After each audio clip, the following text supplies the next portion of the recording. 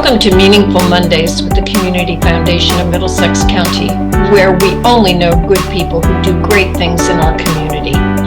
Whether you are a volunteer, a donor, or a nonprofit organization, each episode of Meaningful Mondays will celebrate you, our friends and neighbors who have a deep passion for and commitment to improving the quality of life for all in Middlesex County.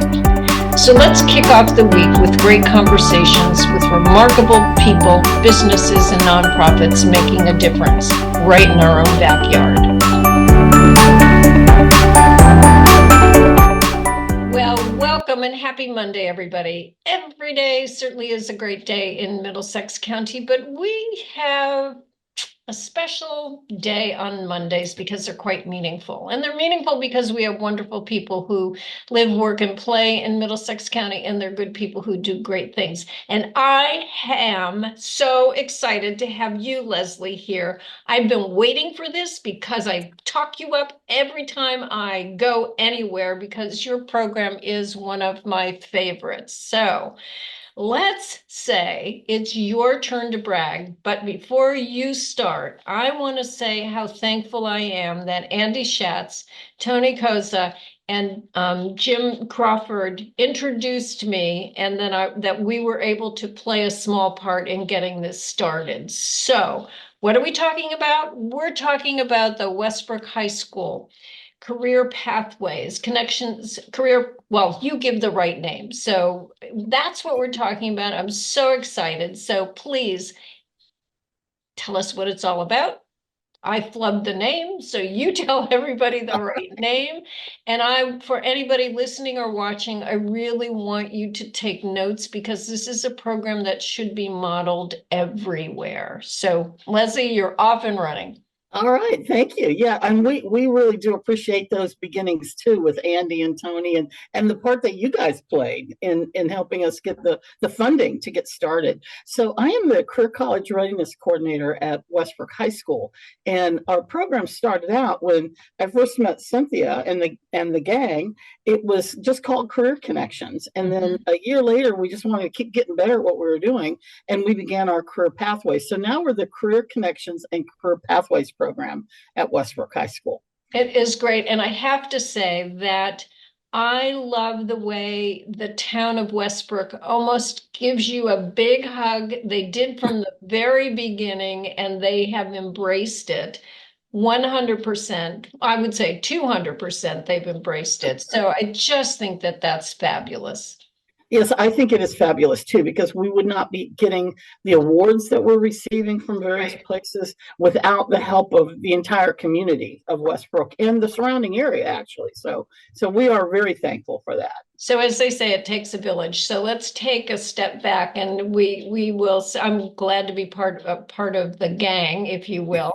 But let's let everybody know exactly what the program is. Let's give them your background and the goals and objectives. And then I love the fact that it's a 360-degree view of things. You engage the parents, the education facilities, the town, and then the businesses. So take it away. Absolutely. So when I was originally hired, first of all, I'll step back and tell you, I started out my education career as a business education teacher. And I was always very much like, let's give kids authentic experiences in my classroom that modeled the workplace. And I was able to do that because I worked in the workplace before I became a teacher. So this really, what the beginning of my philosophy was like, give kids authentic applications of their learning from the day they step in the door and in every classroom. So that's really where my philosophy comes into the work that we've done here at Westbrook. So when I first got hired 5 years ago, it was to run an internship program for juniors and seniors. Westbrook didn't have anything like that. We didn't have a position in place or a person to do, organize that work, or we just didn't have anything. And the surrounding communities had internship programs. So the superintendent who hired me, Pat Chacon, when we got started there, she laid down the gauntlet for me and she said, I want the best program in the state. And I said, and okay. She got it. She got it. And she supported She and Tara Winch, our principal, has supported that. And I also say now our superintendent, our current superintendent, Christina Martineau, also supports the work. So what we took an internship program where we were allowing 11th and 12th graders who are 16 to participate in the program. So the kids could gain course credit if they followed the kind of the guidance, which it starts out with safety training. So, here's what students are allowed to do on the workplace, and here's what they aren't allowed to do.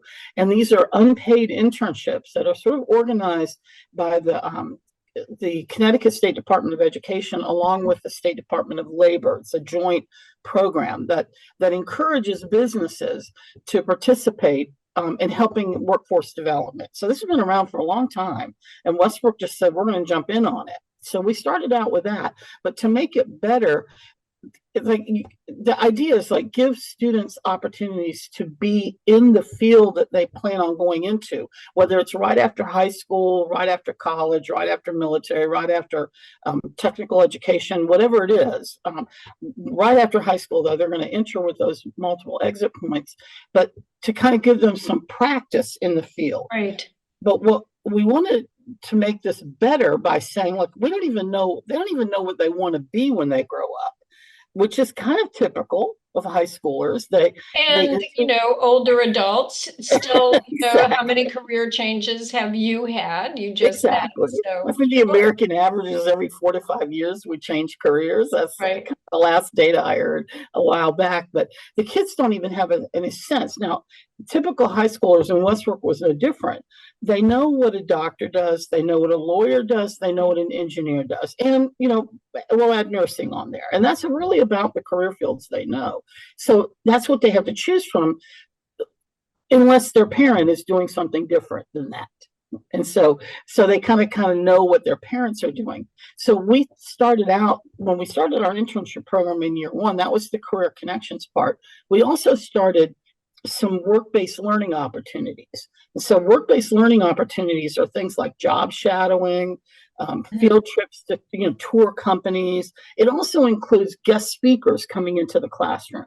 And so my job was to kind of make those things happen also in grades 9 through 12 and organize that and get that moving. And that's what you helped with, organizing the fiscal aspect of that, sort of making that happen in year one. So we got that moving, and kids were enjoying it. Parents were excited about it. But before that could even start, I needed to put together a framework under which we would operate. So when I go into a business, because that's what this involves, you got to have your community, your nonprofit, absolutely, and your business and industry, or none of that will happen. So I prepared, using some resources from the U.S. Department of Education, a framework that says, okay, we have 3 buckets for that framework. So business and nonprofits, we would love to have you come in and work with teachers to build curriculum pieces to help teachers see how their course standards are used out in the real world. And then the second bucket is people coming in to work with kids, whether it's mentoring over projects or being a guest speaker. And that includes all the job shadows and the tours and that sort of thing. And then the third bucket is really where we're sending our students out into the world of work. So we needed 3 kinds of business partners. And with that framework, I'm able to sit down with a business person and say, here's what we're trying to do. We're trying to get your help in doing these 3 things. And that's made it easier for them to say yes. And what I love about the program, and you mentioned it in the first bucket, is that you engaged your fellow teachers and brought the relevance of what they're doing to what you're trying to do into the real world. Not that they didn't know it, but making that connection sort of strengthens the framework that you're working with. Talk to me a little bit about, because you didn't leave one piece out of this. You also, I think, engaged the parents. Yes. So how did you do that? Because that's critical. Yes, it's very critical, because without their support, we're not going anywhere. Right. So that framework, what I did when I developed the framework is I then prepared a document that parents would receive. And so that document says, I work with the guidance counselors. I didn't do this on my own. The guidance counselors here at the school, or school counselors they're now called, we worked on a framework for students and their parents to see, like, what should be happening in ninth grade if you expect to be college and career ready by the time you graduate. What should you be doing in 10th grade? What should you be doing in 11th grade? And that framework for the parents and students helps sort of lay out, look, you should do a job shadowing experience that's organized by the school in ninth grade. In 10th grade, you should do a job shadowing experience that's organized by the school plus one that you organize. And then in 11th grade, you can start thinking about an internship. And it also includes the other school counseling things, like going to career or college fairs and preparing resumes. All of that is on that framework. Like, you should have these things done by the end of each school year in order to be considered college and career ready. And we take all of that for granted. So putting a spotlight on that and putting the lens on that, I think, is so critical. So let me ask a question. And have there been any surprises along the way? Anything that you would go, never saw that coming, or, oh my, I'm just so glad that happened. I know probably the biggest surprise occurred when, there's, well, we have 175 students at Westbrook High School, but we have more than 200 business partners that are willing to help us in various capacities. So that's a big surprise. I never expected that. I never expected that. And that shows the power of the community sort of buying into this. So we spent the first year, things were happening the first year, but we spent a lot of time in year one trying to engage our faculty and our parents and our students in this work and helping them understand the power that this can produce for them in their careers. So, well, it just shows the power of partnerships, and you were very smart to include every person possible in that whole partnership, because that is really a wonderful surprise. Something you should highlight, like 200 versus one, whatever the number of students is. So exactly. Anything from the student's perspective, what has been their reaction or parents' reaction that underscores the importance of what you're doing? Mm-hmm.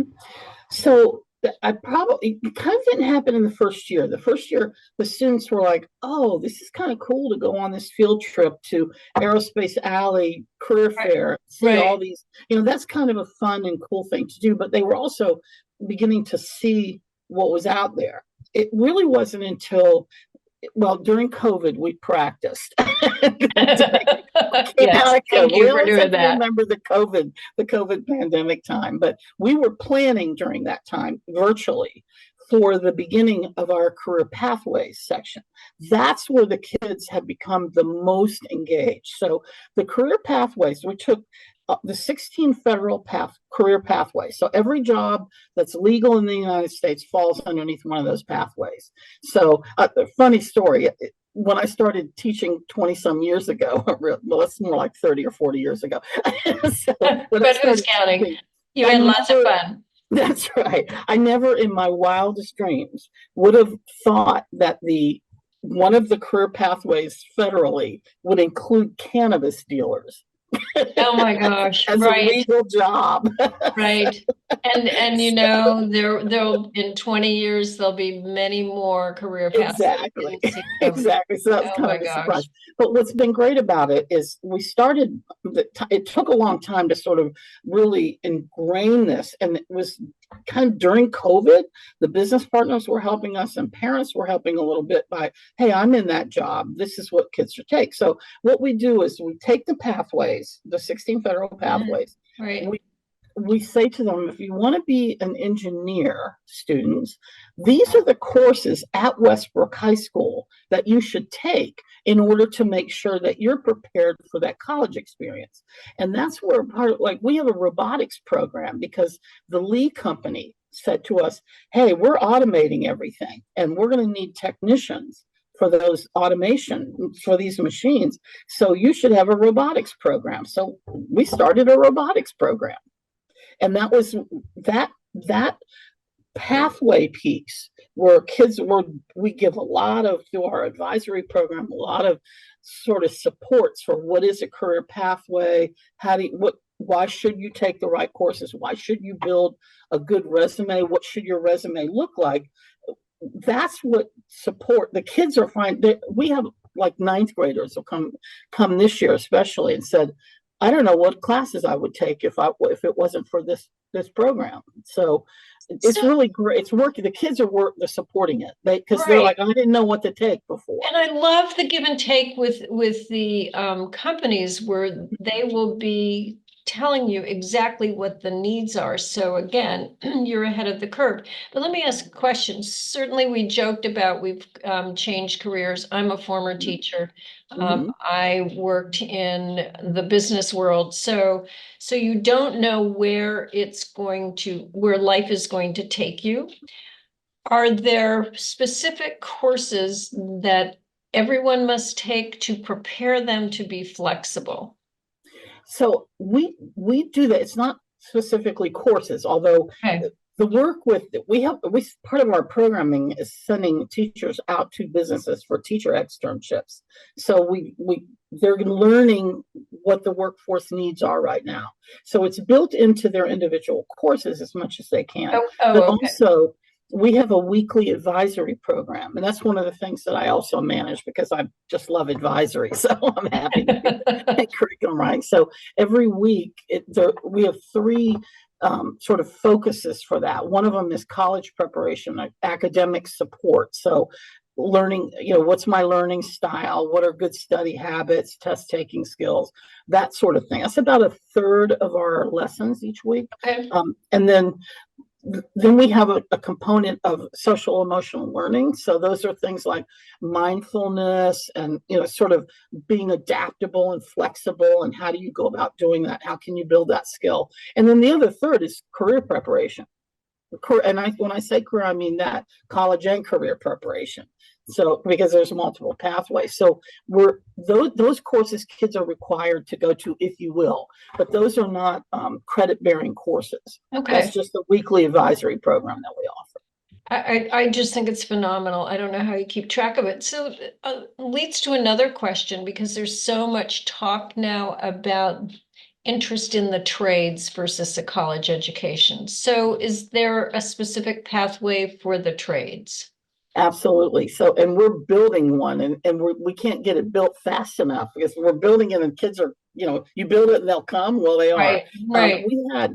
We're strengthening our career technical education pathways, which we have three of here at our school. One is business, business and finance. One of them is the hospitality and tourism, specifically perfect for our area. Yes, and that is exactly the Middlesex County. We're using our workforce labor data to kind of build up what we need to do. And then the third is our tech ed program. We had schools built in 1948, and a welding lab joined the picture in around the 60s. And if you walked into that welding lab 2 years ago, you would have seen something that looked like it was in the 60s. So, but we have written grants. We've got support from the community. We've raised about $200,000 between most of it is grants, state grants, and we are building a state-of-the-art welding lab because of the jobs with Electric Boat. Right. We now have a partnership with Electric Boat that is it's K-12 partnership. So they have programming for 11th and 12th graders. They have programming, 9th and 12th really, but mostly 11th and 12th.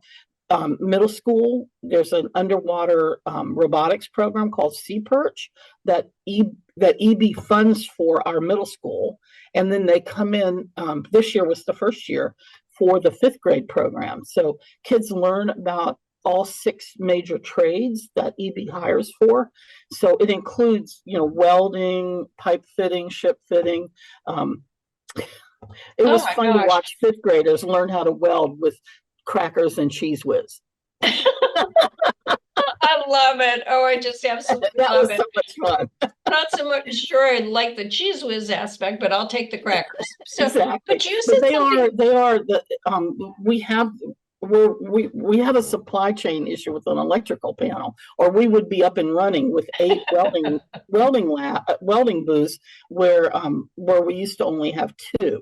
And so when once it's all ready, we just need the electric panel to come. Supply chain problem from Oh my COVID. gosh. So we are Wow. working with the trades, and you're right.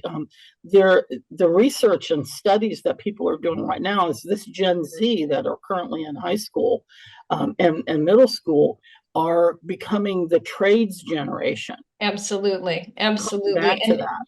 you two things, because I could go on forever, although I'm sure you need to get home. So do I, but I'm so excited for you, Leslie, because you've done such a marvelous job.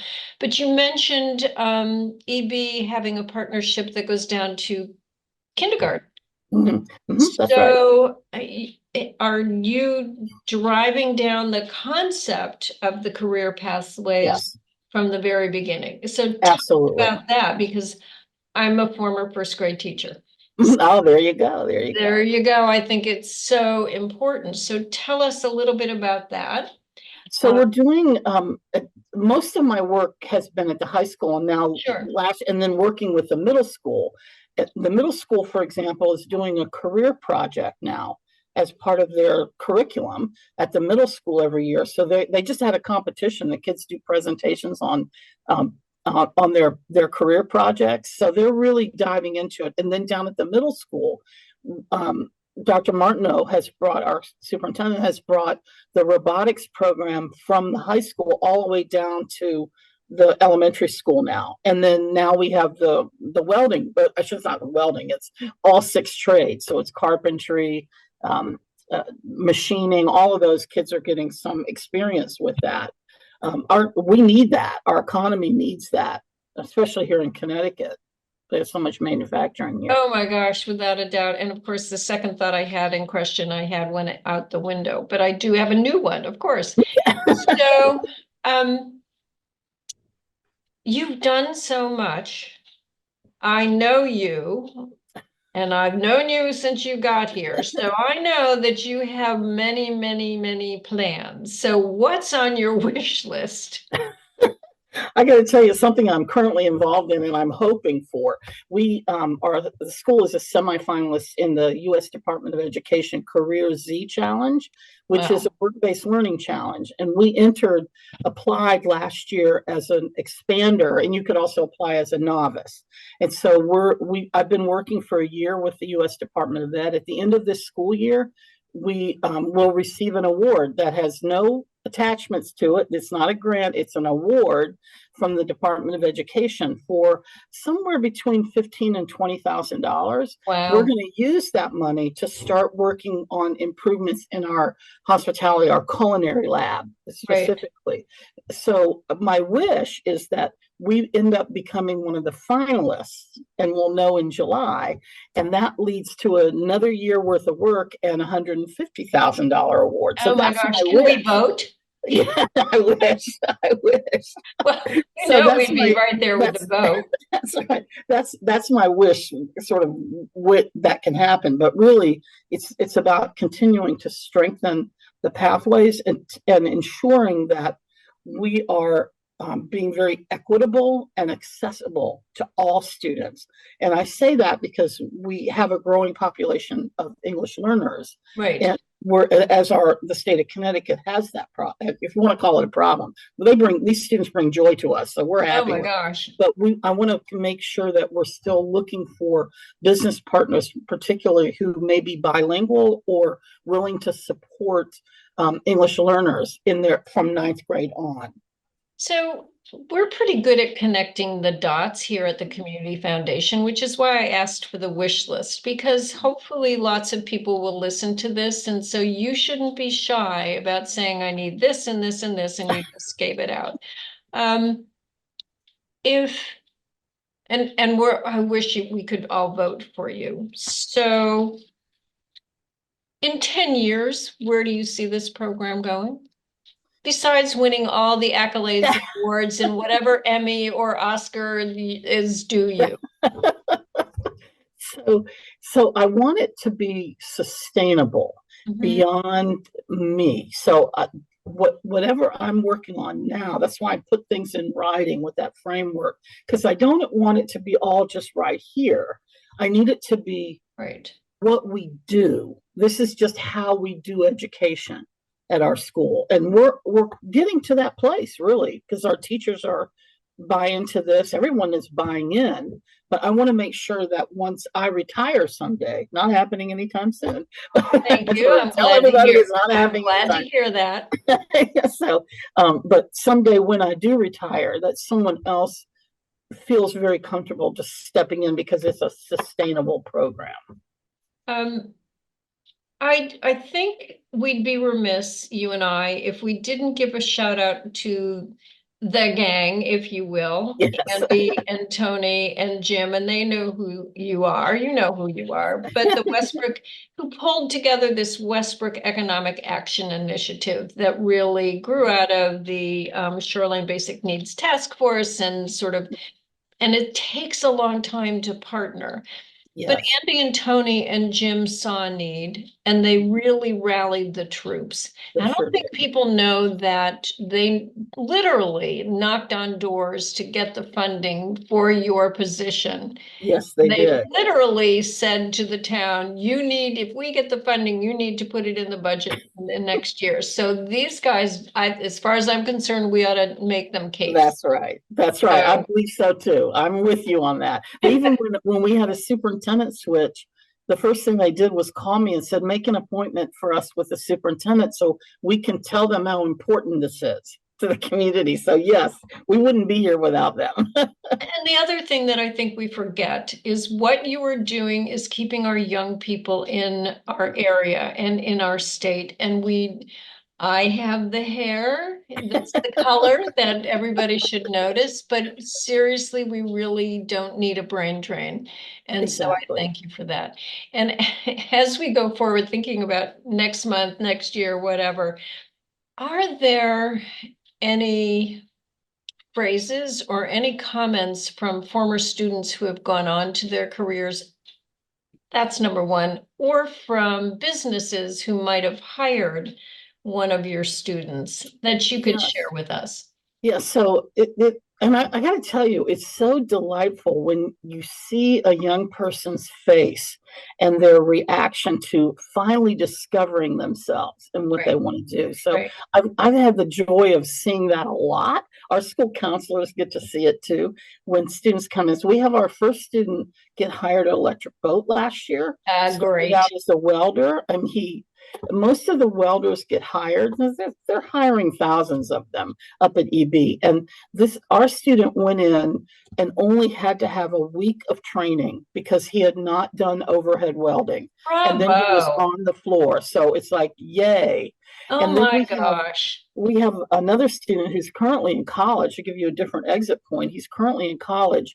He founded the Connecticut Youth Political Advocacy Center, and he's got young people in college and high school all over the state of Connecticut doing work to learn about legislation and actually getting voter Oh my registrations. gosh. And that student spent a lot of time with me. And he's the founder, but he pulled in a second Westbrook student who came to me when he was in 10th grade.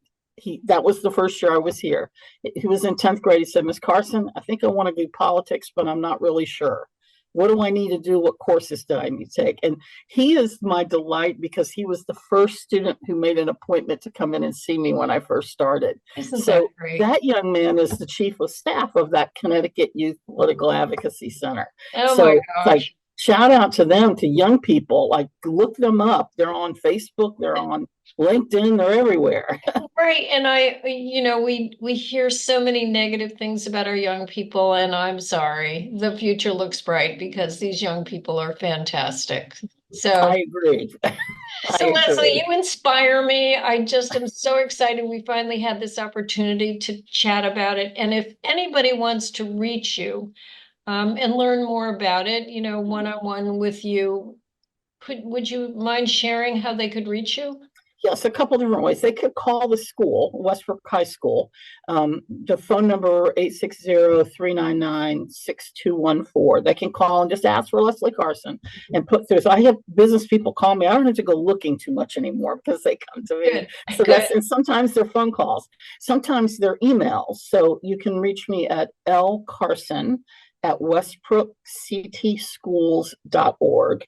And the third way you can do is look at LinkedIn and look for Leslie Carson on LinkedIn. I'm always posting things that are happening at Westbrook High School. It's not a personal LinkedIn page. It's like it's there to kind of showcase what we're doing here at the school. Wonderful. And I'm glad you have the spelling of your last name, Carson. So Leslie, I don't know how you do it. Is there anything you're looking forward to in the next month, year that we haven't covered?